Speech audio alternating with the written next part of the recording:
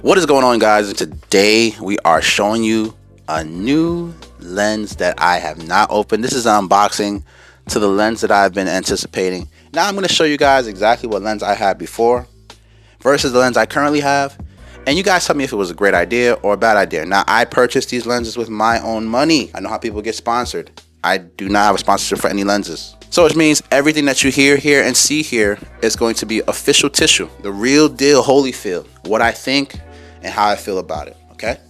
I'm going to be pairing this lens up with the Sony FX30, which you guys have seen the video of that, of why I got that versus the A6700. So let's get on into it right now, the unboxing. So this is the new lens I have, Sigma 24-70 DGDN Mach 2 lens, okay? This is a 2.8 aperture lens and it fits all E mounts. I'm not doing a review right now. You can watch any review, any channel at this moment and find out more specs and more information on this. If you guys don't know what a 24-70 millimeter is with a 2.8 aperture, you guys know what apertures are. You guys know what, this is not that type of video. This is just an unboxing to show you guys the lens and see how sweet it looks. All right, I am changing or upgrading this lens from this Sigma to this, okay? The lens is inside. I am returning it today. So this is a 18-50 contemporary lens. Now this lens, I will tell you guys right now, I said this in the last video, I think this lens is good. If you have the small budget and you want to buy a lens like this is the lens to go with. And the reason behind that is because it is only $490. It's pretty cheap. It's pretty cheap. This lens was $1,000, a little bit over $1,000. I started seeing myself getting really interested in cinematography. Cinematography. I can't say that word. It's just a tongue twister. So cinematography, I really like to record, and I'm not a picture guy at all. And I noticed that because I had a gimbal, which I thought I was going to be using this with. I like to record and like to use tripods, so I figured I'd rather get the better lens, bang for buck. I'm only giving up 6, but I'm gaining 20, right? I'm giving up 6 focal length, but I'm gaining up 20. So I think that me getting this lens is better for me now and for long term versus this lens where I'll get tired of it and end up replacing it anyway. So I rather save the money. Now, if you are a gimbal maniac and you want to just do gimbal work, you got to understand what a gimbal is for. A gimbal, you physically doing work, physically moving around and recording people and walking with them and following subjects. That is what a gimbal is. If you are not an active person and you got this lens for a gimbal, return it right now. Because at the end of the day, you do not want to use something like this. It's very light and very compact and very small. And I'm going to show you compared to a fixed lens that I have here. This is a fixed lens. Here's the lens inside, man. That's with the hood on. It's pretty much the same damn size. That's how it looks when it goes higher. And that's how it looks when it's down. I don't want to keep something that I'm going to end up not using similar to this. I don't use this anymore. I used to use this for my stream lens. For when my camera was a little bit further, I used this, and that was just a money thing because I think this lens cost me like $200. I got rid of it. Now I have a 16mm, which you guys are being recorded on right now. I'm gonna leave this lens out for a little bit and move the box just so you guys can keep understanding of the size difference of this new lens. So this lens was moving in the background a little bit. All right, let's put it next to the Sony FX30. Now I think this would be a good pair of these two right here if you're doing a lot of gimbal work and you're doing just cinematography. If that's what you're doing, you have a good gimbal. Yo, this doesn't weigh a damn thing. Like literally, it's so light. It's not even funny. It's ridiculously light. Let's get into it. Open the box. Unboxing here. Okay. First and foremost, the box comes with obviously your packaging and stickers and QR codes and all this stuff here. We're gonna move it over.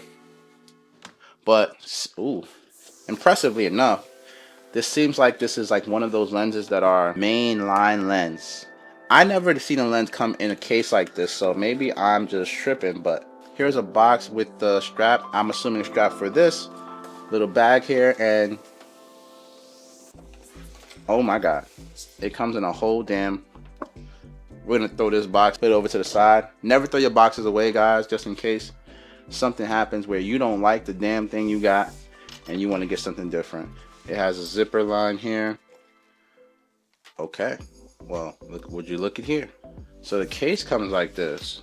The case actually looks good. Another foam case thing right here, and the lens. And oh my god, this thing is pretty hefty. It's not light at all. It's not the lightest thing I've ever dealt with. But this thing looks cold, feels clean, man. And this comparison to this, right? I'm gonna bring this down a little bit so you guys can see.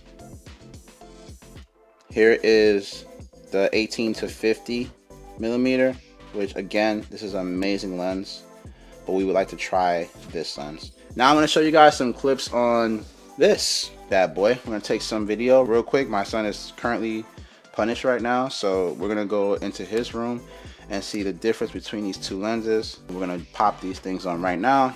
For the Sigma 50 lens, this is exactly the look I would get from my room to my son's room.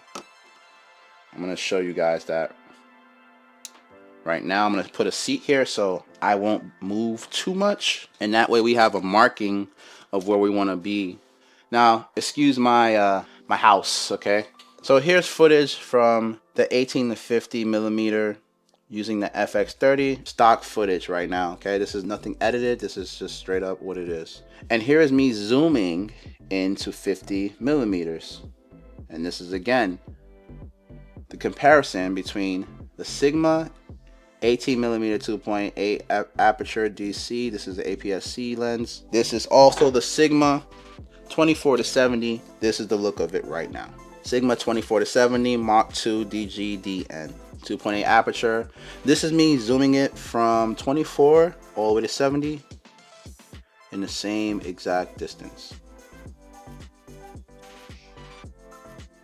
And I'm sitting in the same exact spot using the FX30, all stock. I have not changed anything in editing or nothing. This is how it looks. I feel like what you guys just saw earlier, just a second ago, as far as the lens sitting on the camera, I feel like this lens looks way more professional with that camera body than this lens looked. Now, this doesn't look too bad. I'm not gonna sit here and say that it looks terrible, you know what I mean? It does not look bad at all. I just think that for me personally, I prefer this bad boy, okay? Especially since I'm on a tripod usually. And the extension on that is here. You can't even see it, dude. Extension on that is here, from here to here. That's a pretty long extension, right? I would not be able to use a gimbal with this setup right here. I would probably have to get a big gimbal, like a pro level gimbal, in order to do something like this, because this would be tough. You guys know about this lens. If you guys don't know the specs on this lens, it does have an aperture ring here. You can click it to lock it, and then you can use it to have it clicky. So this is the non-click version right here. This is the lock of it. It does really lock. I was really trying to turn that thing and it didn't turn at all. And this is the side that clicks it. You can hear the clicky, which is pretty actually satisfying. I ain't gonna lie. I see what people mean now. Jeez. All right, and you can leave it on auto, and you can just lock it if you want. This is the zoom. I like the zoom right here. And this is your aperture, which is freaking smooth. Oh my god. And this doesn't move, like, so you can lock this as well for the zoom. But from what I understand, yep, it automatically clicks off. So what it does is it doesn't let you do this, right? This lens is synonymous for, I don't know why, but it always extends by itself. I used to have it in my bag, and all of a sudden it'd be extended. But this one doesn't seem like it's going to do that at all in the bag, which to me is a very good start. This is my new rig setup. I am going to put a cage around this, so this will look totally different, and I'll give you guys a review on that cage. I have not messed with the functionality of it. This is a customizable buttons. There's two that I can see here, only 2 buttons to customize. I don't usually use things like this. I'll let you guys know when I do, but I don't think I will use anything like this right now. I'm still learning the camera. I'm still learning a lot of things on this setup here. So I'm just excited to go through this journey. Honestly, that's pretty much it. And this lens is massive. This is an 82mm lens. I do have some filters coming soon. I should come today or tomorrow, and I'll show you guys that review as well. So I'm excited for this new setup, and if I made the right decision for getting this camera versus the Sony a6700, let me know in the comment section below. This lens fits. I think with the Sony a6700, which is not much bigger than this. Here's the width. It's a little bit wider, but look at that girth, yo, right? Anyways, hope you guys like this video. I appreciate you guys stopping by. Peace.